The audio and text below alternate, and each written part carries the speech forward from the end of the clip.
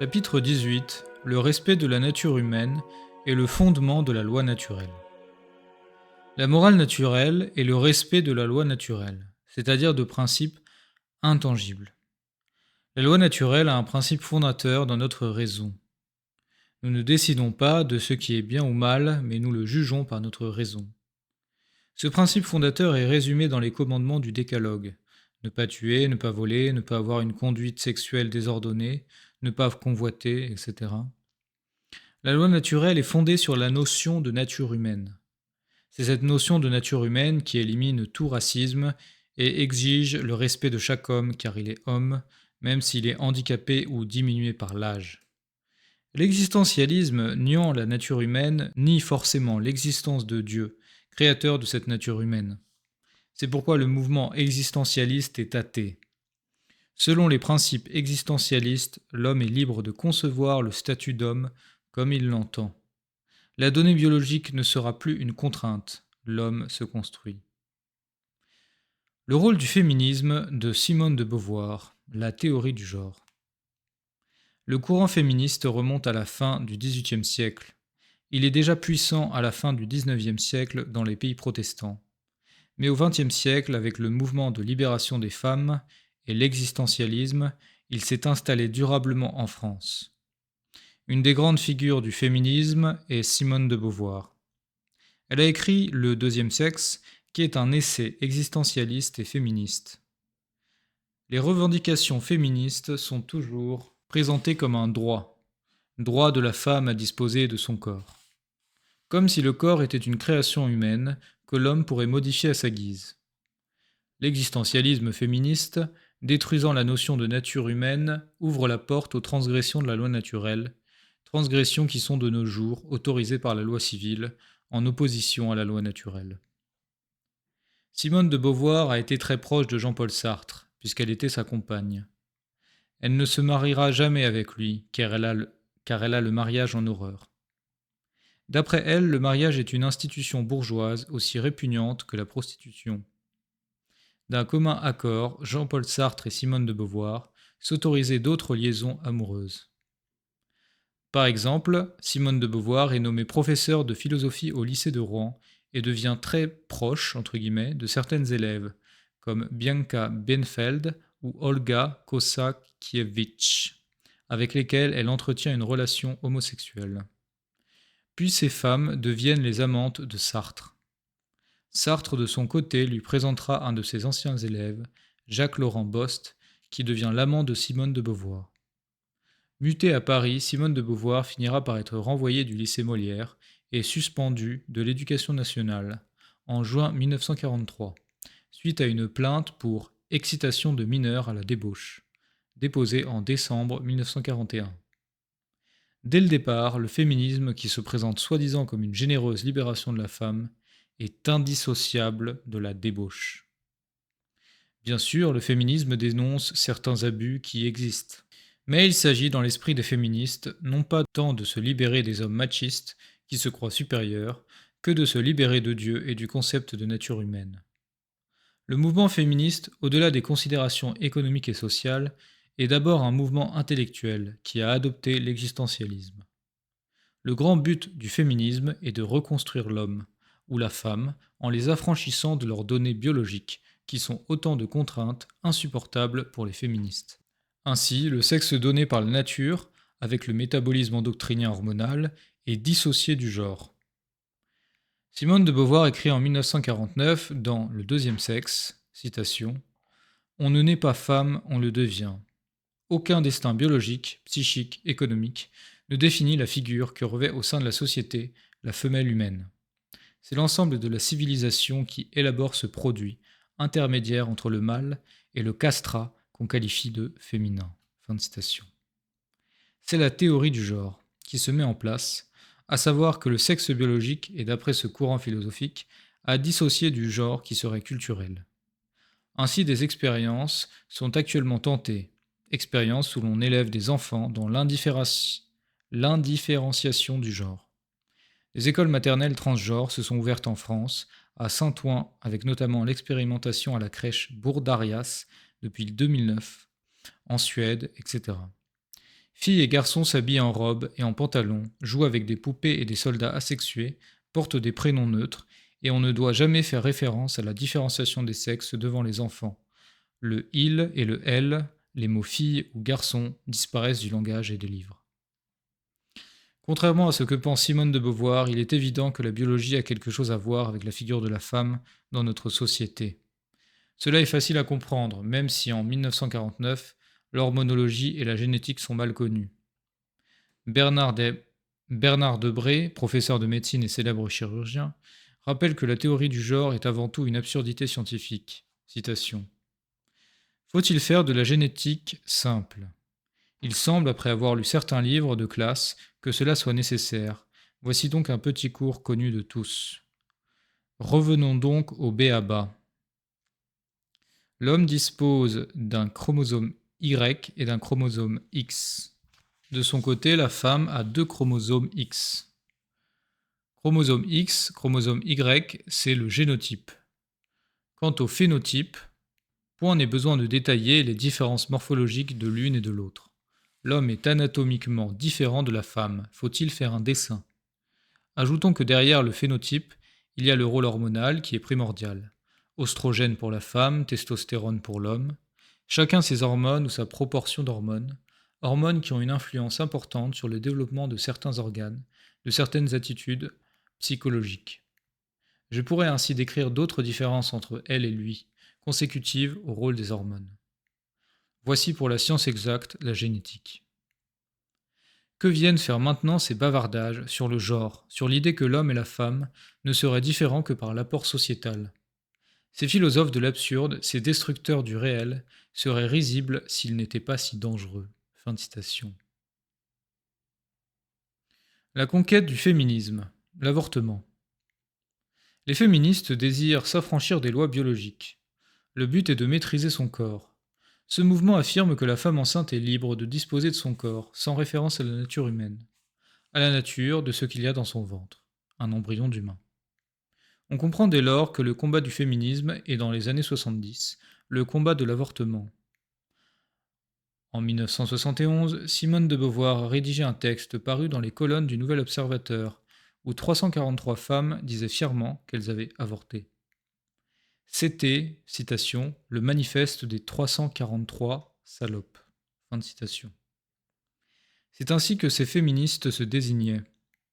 Ce manifeste est signé par de nombreuses personnalités, dont Catherine Deneuve, Marguerite Duras, Jeanne Moreau, Agnès Varda, Yvette Roudy, Françoise Sagan, Nadine Trintignant, Ariane Mnouchkine. Les partisans de l'interruption volontaire de grossesse, IVG, appelé aussi avortement, disent qu'il est possible d'évacuer le fœtus qui est un amas de cellules, que cela ne pose aucun problème. Par conséquent, ils affirment que les catholiques sont très intolérants de condamner l'avortement. Que répondre? Il faut répondre en disant que l'homme n'est pas libre de penser n'importe quoi. L'homme est lié au réel, il faut donc étudier ce qu'est un enfant dans le ventre de sa mère, pour pouvoir répondre si oui ou non on peut avorter. Il faut d'abord comprendre que ce n'est pas le fait de naître qui fait que le bébé est un être humain. Si l'accouchement risque de mal se passer, le médecin peut extraire le bébé par césarienne avant sa naissance, et ce sera tout à fait un bébé, c'est-à-dire un être humain. Le fait de naître, normalement, n'est pas ce qui donne la qualité d'être humain. En fait, nous comptons notre âge par commodité à partir du jour de la naissance, mais nous sommes tous approximativement âgés de 9 mois de plus. Ce principe simple et évident, à savoir que ce n'est pas la naissance qui donne sa qualité d'être humain à un bébé, n'est plus reconnu par la loi française, puisque pour un bébé handicapé, l'avortement est autorisé, sans limitation de date, jusqu'à sa naissance. Cela s'appelle l'avortement thérapeutique, ou IMG, interruption médicale de grossesse. La société est incohérente et hypocrite, puisque avant sa naissance, elle supprime la personne handicapée, mais après sa naissance, au contraire, de nombreuses lois l'aident et prévoient de l'entourer. Les partisans de l'avortement avancent que, le bébé étant au départ constitué de quelques cellules, avorter n'est pas tuer. Pour eux, un fœtus ne fait pas partie du genre humain.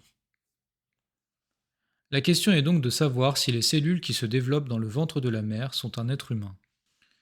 En biologie, quand on ne connaît pas la nature d'un micro-organisme, On laisse les cellules se multiplier afin de pouvoir mieux le caractériser. Ainsi, quand on veut analyser un microbe ou un champignon, on fait une culture. Il est alors facile de l'identifier. Avec un fœtus, si on ne sait pas ce que c'est, le plus simple est d'attendre 9 mois et de voir ce qui sort du ventre de la mère. S'il sort un morceau de chiffon, ou un nénuphar, ou un os, ou un hérisson, ou un panda, il est clair qu'on peut interrompre la grossesse. Curieusement, on observe qu'à chaque fois il sort un être humain. C'est donc que les cellules au départ étaient un être humain. Les partisans de l'avortement soutiennent que le bébé devient homme à partir d'un certain stade de développement. Ils disent, citation, oui, le bébé dans le ventre de sa mère est un être humain, mais seulement 3 mois après la conception, ou 6 mois après la conception, ou s'il est handicapé seulement après sa naissance. Mais au début, ce n'est pas un être humain. Fin de citation. Une erreur se trouve derrière l'affirmation que la nature humaine vient au bout d'un certain temps. C'est de croire que cette nature est un résultat. En fait, le concept de nature, c'est-à-dire ce qui spécifie, couvre tous les âges de l'être vivant. La réponse est que le temps ne peut pas changer la nature d'une chose. Même si on attend longtemps, une table ne se transformera jamais en chien. Être homme n'est pas lié à un aspect quantitatif temporel, n'est pas un changement que le temps peut apporter. Être homme est une qualité de nature. Matériellement, on peut dire que l'homme est l'union d'un gamète mâle humain et d'un gamète femelle humain. Le chien résulte de l'union de cellules mâles chiennes et de cellules femelles chiennes. Une graine de chêne donnera toujours un chêne, un fœtus de chien donne un chien, un embryon d'homme donne un homme fœtus, puis un homme adulte. Les partisans de l'avortement soutiennent que l'embryon au départ n'est qu'un amas de cellules, de même qu'on enlève une tumeur, de même on pourrait enlever un embryon. Dans les deux cas, il s'agirait d'un paquet de cellules. Que remarquons-nous dans le processus de développement de l'embryon ? Dès la conception, les cellules se développent de façon organisée et autonome, selon un programme génétique particulier. Cet ensemble de cellules n'est donc pas un amas, mais un tout organisé qui possède ses propres lois de développement distinctes de sa mère. De même qu'un adolescent qui grandit n'est pas un amas de cellules, de même un fœtus qui se développe n'est pas un amas de cellules. Un enfant devient adolescent, adulte, vieillard.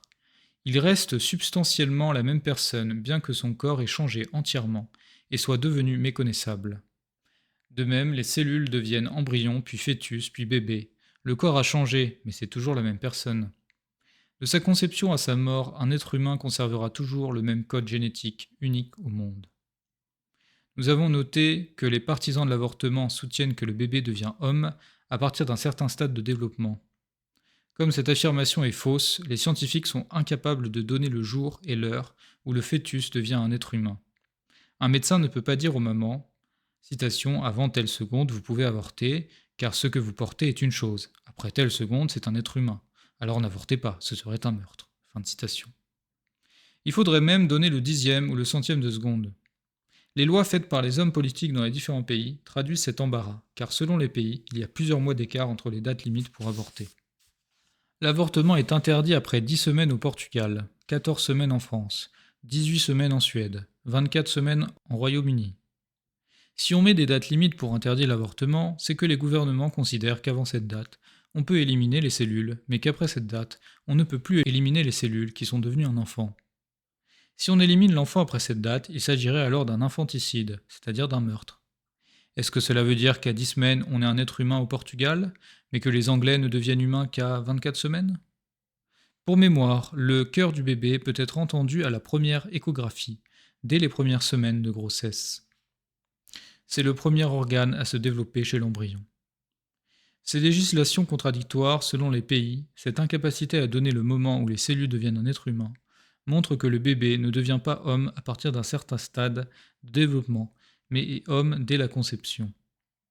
Être homme est une question de nature, et non pas une question de processus, de degré de perfectionnement. Un enfant est un être humain, au même titre qu'un adulte, qui a terminé sa croissance. Une personne handicapée mentalement ou physiquement est un homme au même titre qu'un génie ou un grand sportif. Si vous êtes une femme qui avait avorté ou un homme blessé par ce traumatisme, ce discours vous paraîtra dur. Toutefois, ces affirmations ne sont pas dirigées contre les parents, qui, comme leurs bébés, sont bien souvent victimes des idées fausses et des mensonges, propagés le plus officiellement du monde. Ces affirmations sont dirigées contre le principe de l'avortement. Sur le plan spirituel, seule la confession de ce péché à un prêtre de Jésus-Christ pourra vous remettre debout. Des millions de femmes ont avorté. Beaucoup ont surmonté cette épreuve grâce à l'Église, et certaines sont maintenant à la tête du combat anti-avortement. De l'épreuve, l'espérance peut renaître. Si vous êtes enceinte et que cela pose un problème, il existe de nombreuses associations pour vous aider, dont vous trouverez les sites sur Internet. Par exemple, SOS Maman. Que penser du mariage homosexuel? La théorie du genre postule que le sexe biologique n'a pas d'importance dans la construction personnelle et sociale d'un individu, et qu'il faut s'en affranchir. D'où l'éducation des enfants dans l'indifférenciation sexuelle, l'enfant choisissant plus tard le genre qu'il souhaite adopter selon qu'il se sent davantage fille ou davantage garçon. Dès lors, l'homosexualité, l'hétérosexualité, la bisexualité, la transsexualité, le polyamour ne sont que des orientations laissées à la libre appréciation de chacun. L'existentialisme féministe va encourager le développement de l'homosexualité. Le but est toujours de séparer la sexualité de toute contrainte naturelle. Il est pourtant clair que les anatomies masculines et féminines se correspondent et que l'union charnelle permet la perpétuation de l'espèce. Ne pas respecter la nature humaine et son mode d'emploi a toujours des conséquences. Par exemple, pour la maladie du sida, les homosexuels sont 200 fois plus touchés que les hétérosexuels. D'autre part, le taux de suicide dans la communauté homosexuelle est 5 fois plus élevé que chez les hétérosexuels. Et ce décalage est de 13 fois en ce qui concerne les adolescents, selon une étude du professeur Shelley menée en 2005 avec l'association Eremedia et l'INSERM, alors même qu'actuellement l'homosexualité s'est banalisée dans notre société. Pour les tenants de la théorie du genre, il s'agit de nier la nature humaine au profit d'une construction philosophique erronée. Ainsi voit-on fleurir des revendications les plus incroyables. Les homosexuels veulent se marier, alors que le mariage est une institution destinée à protéger les enfants, issus d'une union afin de leur donner un cadre stable. Si la société encourage les unions hétérosexuelles, c'est qu'elles apportent un bien à la société. Par exemple, un bon renouvellement des générations permet une activité économique, le maintien des retraites par répartition, etc.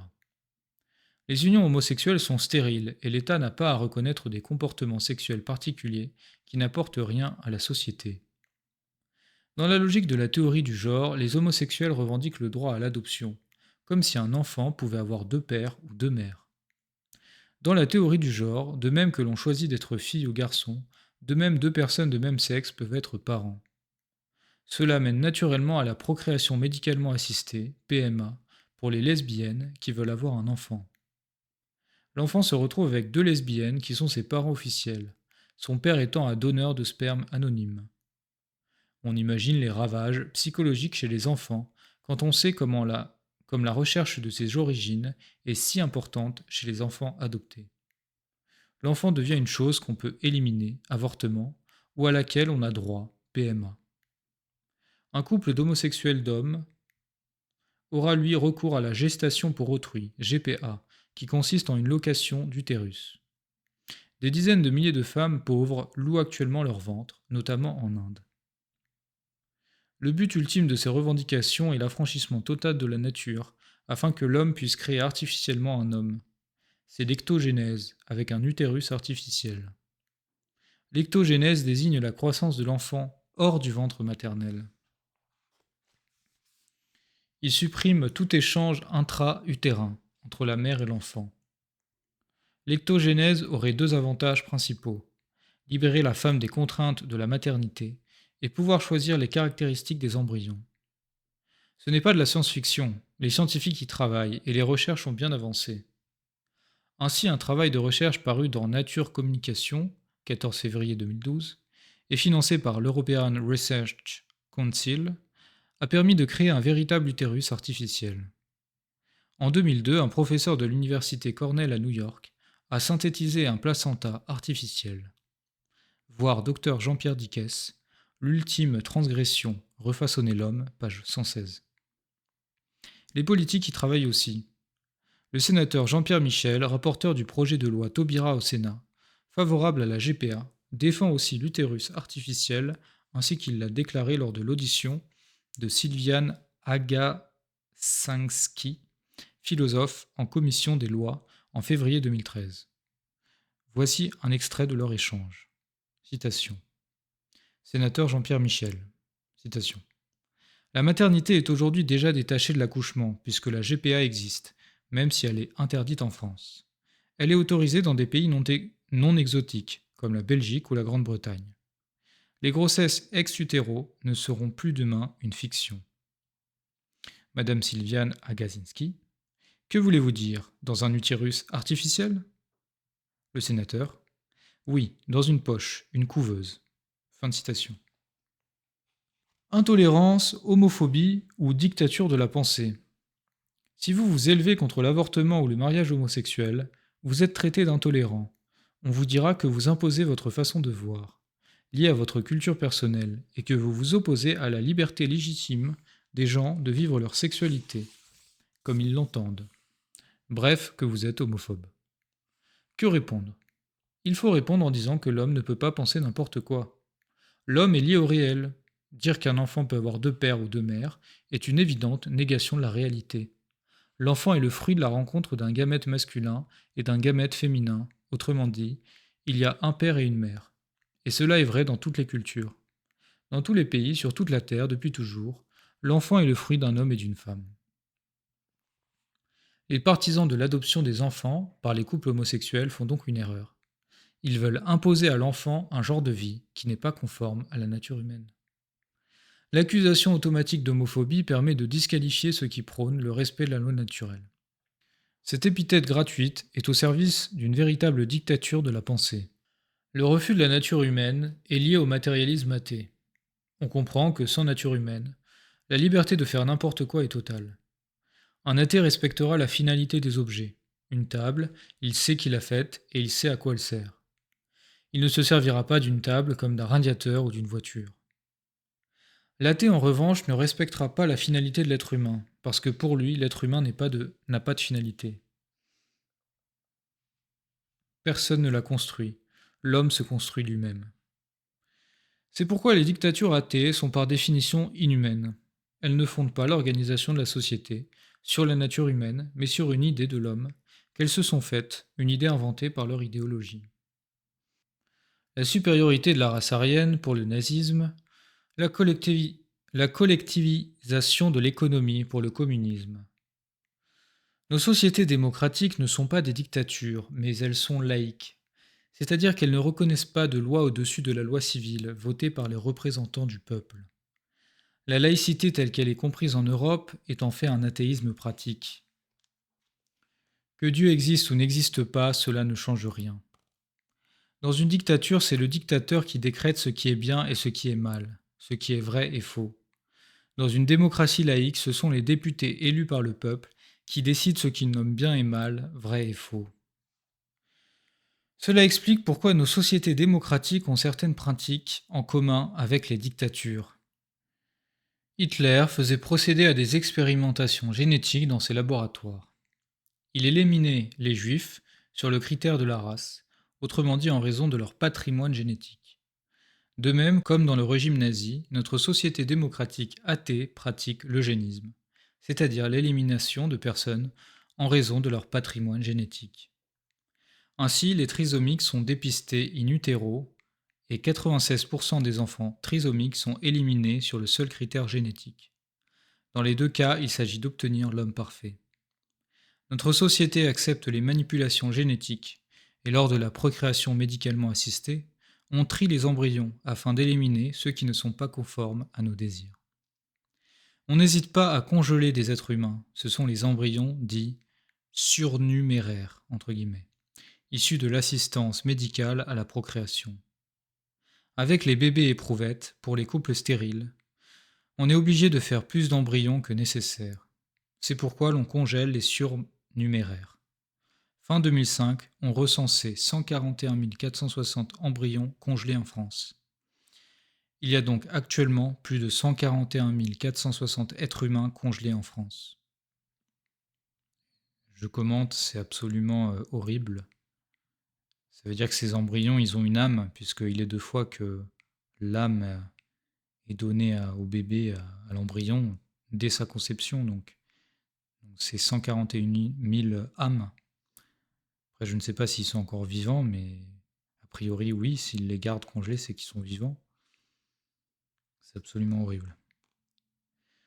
Comme nous l'avons dit précédemment, il ne s'agit pas de mettre en cause le système du vote, mais la démocratie athée, qui dans son principe ne reconnaît pas les principes fondamentaux respectant la personne humaine. En effet, reconnaître ces principes fondamentaux, c'est reconnaître Dieu qui les a institués. Le 18 avril 2011, un pays démocratique européen, la Hongrie, a adopté une constitution respectueuse de la nature humaine et qui fait référence à Dieu, au christianisme et à la famille traditionnelle. Peut-être pensez-vous que les Hongrois sont un peu excessifs de mettre une référence à Dieu dans leur constitution. Pourtant, la référence à Dieu est nécessaire afin de donner une boussole aux lois, une clé pour comprendre le monde et la nature humaine. Si l'État ne reconnaît aucun principe supérieur, aucune loi supérieure, tout est possible, tout est permis, même l'horreur.